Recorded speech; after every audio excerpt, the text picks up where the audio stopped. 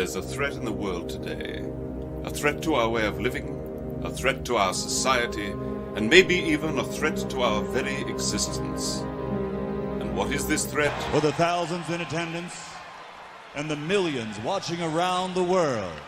He is the one. I am. I am the ass. He is. And we are Black and White Sports. What? Bro, what are you talking about, man? I'm supposed to be the franchise player, and we're in here talking about practice. How am I not pound the best fighter in the world? You tell me. Because you're retired? I mean, I want to see your face when you ask him this question and the way you're going to ask it. Look a man in the eye before you try to kill him or make up something. He went through my soul. Hey, I'm not surprised. What is going on, BW Sports One World?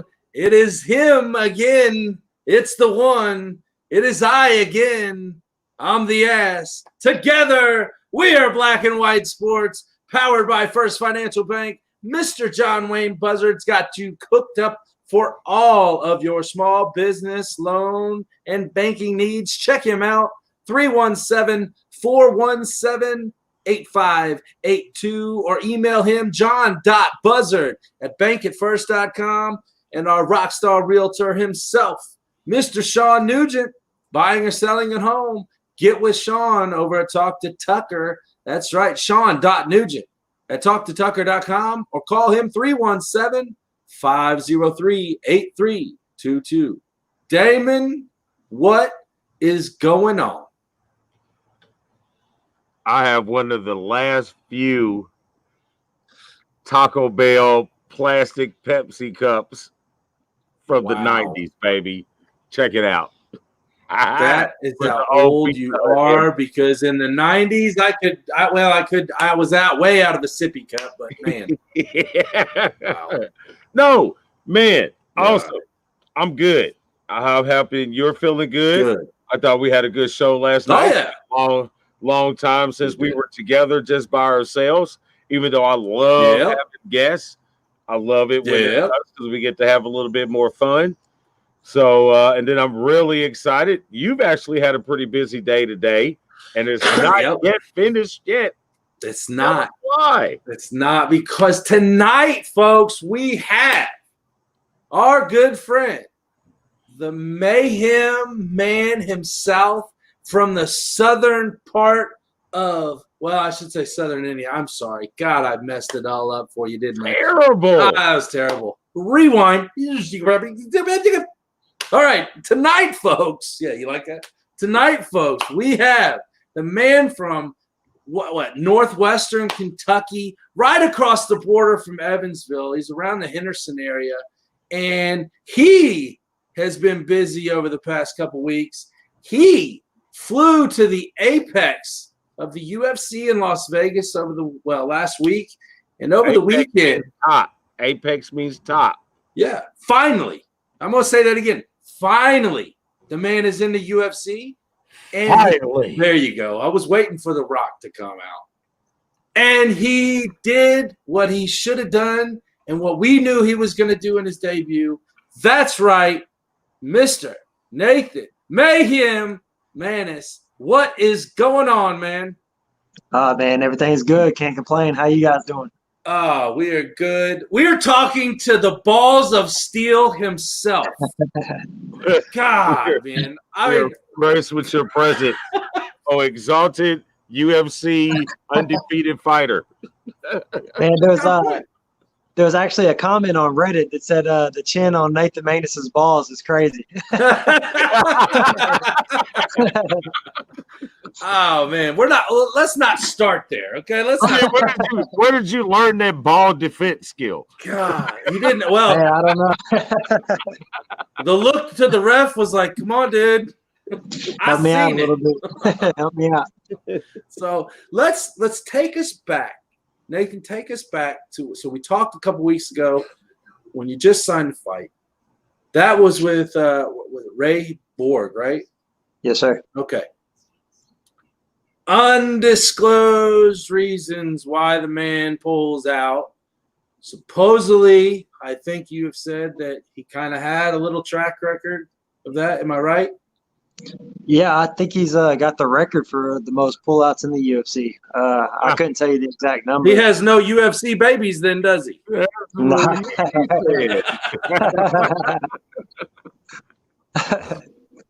So then you get Johnny Munoz. Yeah. And at that moment, how did your training camp change, or did it at all? I found out that Johnny Munoz was in, I think it was like 9 o'clock Thursday night, which I weighed in Friday morning. I was actually getting ready to go to the sauna to sweat off my last couple of pounds. I was at 140, just setting. So 4 pounds ain't nothing, man. The next hour or two, I would have been on weight at 35. I got the call that Borg was out. We had 2 or 3 minutes to decide if we were going to take this fight or not. Up at 145, undefeated opponent, 10-0, king of the cage champion, world champion, black belt in jiu-jitsu, my size, my length, everything kind of changed a little bit. But at the end of the day, man, fighters fight. I was there to get paid. I was there to get me a win, and we ended up doing both. So you got to take the fight. And I can't disagree with you more. Damon looks like he's got something to say. I'm going to let him go. Hey, I know in basketball, sometimes you do get last minute. You don't rarely get last minute opponents, but in the say 3-on-3 or some type of pickup ball, you kind of got to make quick adjustments like that. I feel that if you're a fighter, if you're true to your style, you really shouldn't have to make too many adjustments. I mean, it's like if you believe in yourself, I mean, granted, you have to look at tendencies of another fighter, but I mean, if I'm me, I'm gonna walk out and do what I do. I either win or lose with what I do. So I don't really feel, me personally, I could be completely wrong on this. He's great. Yeah, he was great. Hit me and kick me, and I just can't go do nothing about it. Yeah, there's a lot of different styles. I get where you're coming from for sure. My gym is real heavy on game planning. I don't know if that's helped us or hurt us throughout the years, but it's been our kind of go-to. We like to plan. We like to prepare. We chess, not checkers. You know what I mean? We're not in there just fist fighting like we're on the streets. There's a lot that goes into it. But luckily for me, Ray Borg was going to try to take me down. We all knew that. Munoz wanted to take me down and get it to the ground. So nothing really changed for me. So I was lucky when it came to that. So with you fighting a 10-0 fighter, a guy that's established, somebody who's been there, done it in the UFC. Now, with you coming in, this being your first fight against a guy who's got that kind of track record, does that kind of, change the path that Mr. White might have for you? Does that give you a quicker path to, some bigger fights, maybe some Fight Island or maybe some belt fights faster than it would have been if you'd have fought the other guy? Yeah, from what I've read, I do a little research online and see just what everyone's talking about, this and that. I think from what I can understand, everybody can understand me getting a up-and-coming guy, someone that's just entering just like I am. And I've read where some would be cool with me fighting Ray Borg or another big name. They can see it going both ways. So I'm ready for either one, man. Fighting's fighting for me. I'm here to finish out this contract, cash some checks, get a bigger contract, get some W's. The name is just a name, and I think I proved that when Borg went out and Munoz stepped in. He's just the next face, another name. The result's going to be the same. So how did it feel? That's a T-shirt. There you go. There you go. So how did it feel when you get your hand raised, you walk out, you go to the back, you're getting your tape back off, you're doing all the post-fight stuff, you get done with all the post-fight interviews and whatnot, you get back to your hotel, you're sitting there. How did you feel? As far as the win inside the cage, man, I don't know if it was because there was no audience. It was a little different. Kind of just felt like a fight. I had no more nerves than I usually have. Everything felt pretty normal in there. You know what I mean? We came back. We hit a couple of interviews. TKO in Canada, I think, prepared me for a lot of the things that the UFC offered. Mm-hmm. I'd done photo shoots before. I'd done press conferences. I'd done quite a bit of media. We were on UFC Fight Pass. I was used to the kind of eyes being honest. You know what I mean? Everything felt pretty normal as far as that goes. Sitting in the hotel, we're just sitting there. And I kind of look at the guys, and man, we just won our first UFC fight. We've come a long way from the hook and shoot days, and some of the local shows. You know what I mean? We're here, man. There's nothing more. We're at the top. Yeah. So we're gonna get the elephant out of the room right now. First round, not once, but twice, back to back to the groin area, and as you said. First time ever. No, we're not going to say growing area. Okay. Oh, knocked him in his nuts. Okay. Not once, but twice in a matter of, literally maybe 90 seconds, if that. Yeah, man. Like I said, man, I've been fighting for 10 and a half years. I've never taken a shot in an actual fight. What's crazy is that I just bought a new cup for this fight specifically, so I'm thinking it was reinforced. It was well put together. It helped me out a little bit, but there you go. Yeah, man, it was different. Something you had to push through. I think he hit me a couple times in the second round, and I could see him kind of squatting down and trying to catch his breath a little bit. Mm-hmm. And I think that's what kind of helped me push through, man. This guy's trying to rest. And, right. I wasn't tired. I had 2 more rounds in me for sure. I think you can see me in between. I didn't want to sit down in between rounds, and my corner was making me sit down. I was ready to go, and I didn't want him taking that break. So that's kind of what helped me push through it, man. It's just pain. You just got to go and do it. Yeah. Well, I'm really glad because at the end of the first round, he ends up having top control. He's kind of, doing what he can. The ref looks like at a couple moments in there, he's getting ready to stop it. And I'm like, oh, man, don't do that. Don't do that. Don't do that. And then the bell rings. I'm like, okay, cool. And then it was like, okay, I got my first round in.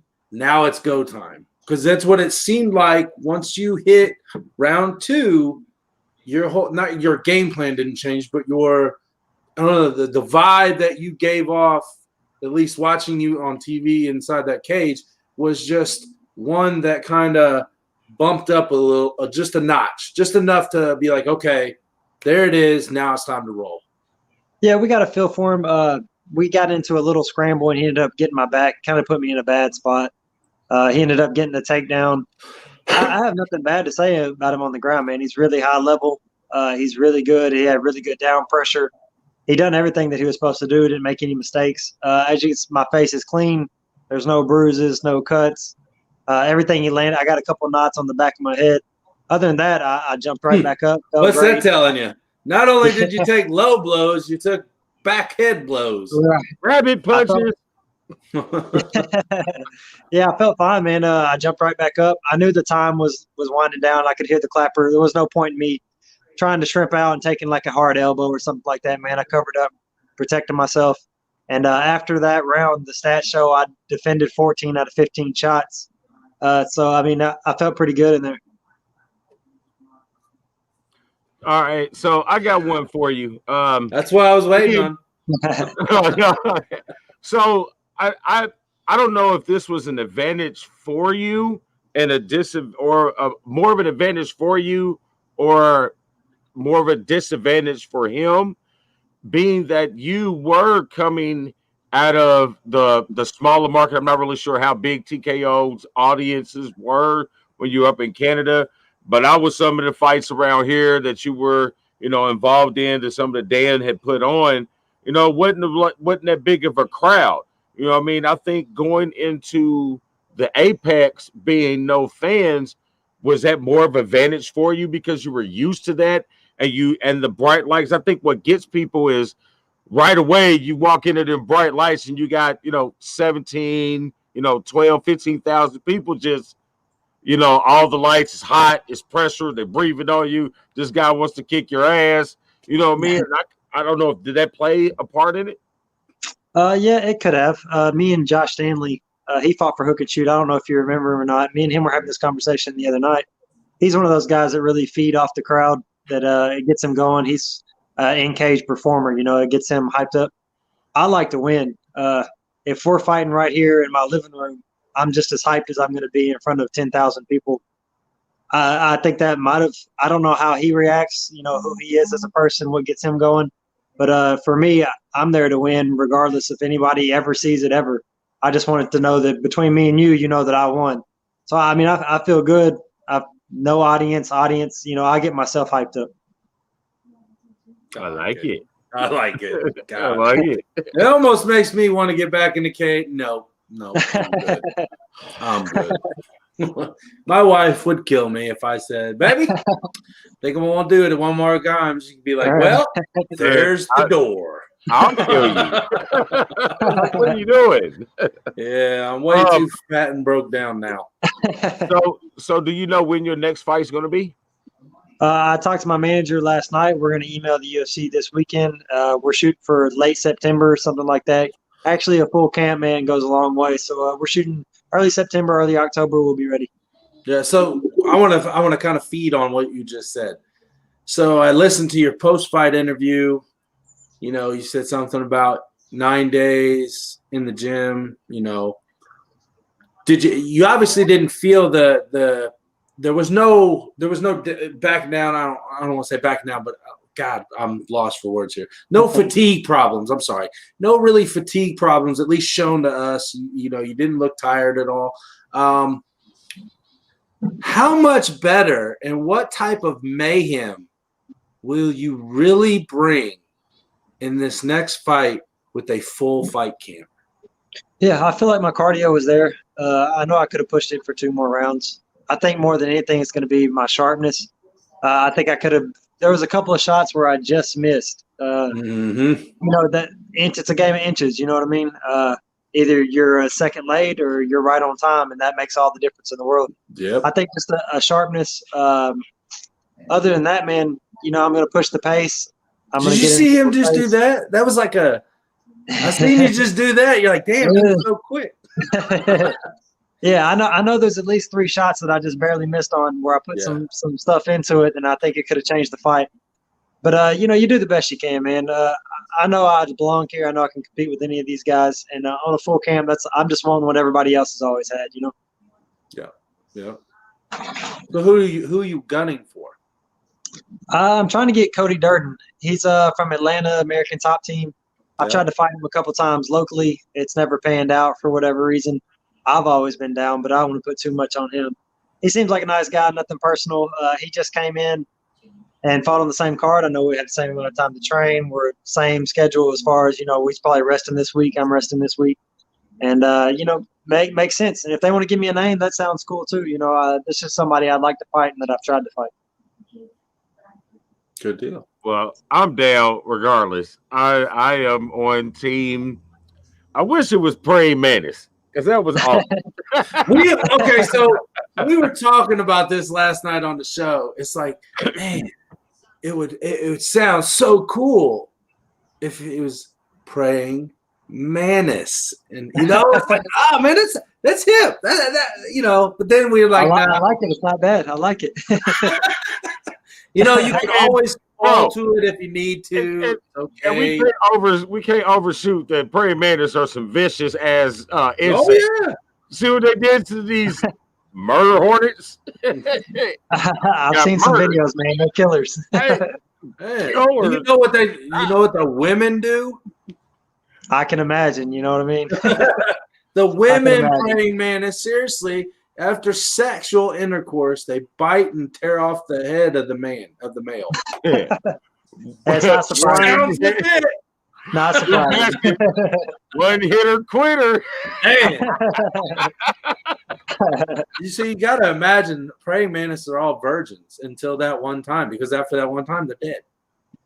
Man, death is not the worst thing that can happen to a man. I'll tell you that. At that point, it is. That comes from a guy that's been hitting the ball 7 times in 15 minutes.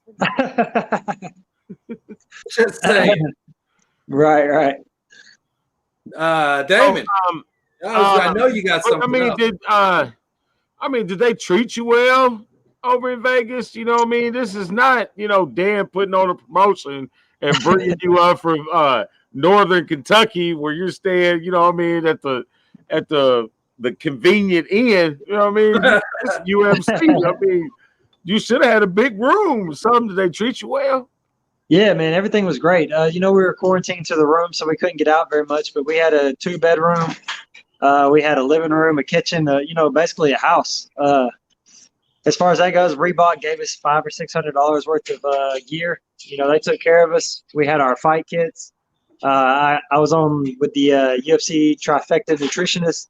They had me 3 cooked meals every morning that I picked up, so I didn't have to worry about groceries or cooking my own meals. Took care of me. Good nutrition to help me make weight. Everything was great, man. I have no complaints at all. Nice. So, what was the worst? For the perks. Yeah, you know what? You're not good enough to fight just for the perks because the perks wouldn't be worth it for your old ass. Okay. Hey, bro, I will be entertaining. You For want like entertainment. 12 seconds. That's all you need. Type of boys out 10. That's all you need. Might as well put a dude out in 4 seconds. Yeah, All you need is 12 seconds of awesomeness. Nah, well, I'm not gonna lie. Nate, I put a little bit of money on you. You want me a little bit of money? Hell yeah, I did. I did good. I'm cheap. I had $10 already in there, so I used that and I won double. So I doubled it. Anytime I can double money is a good thing. I didn't make the type of money you did off the fight. Right. But Damon, do you got anything else for this future UFC champion? I'm saying it right here. I don't care what anybody else says. And I know I was really hoping we were going to be the first post-fight interview that you had. It was so close. It's all right. I won't hold it against you. I seen your message, man. I already had a couple of books. All right. Okay. Trying to knock him out all this week. There you go.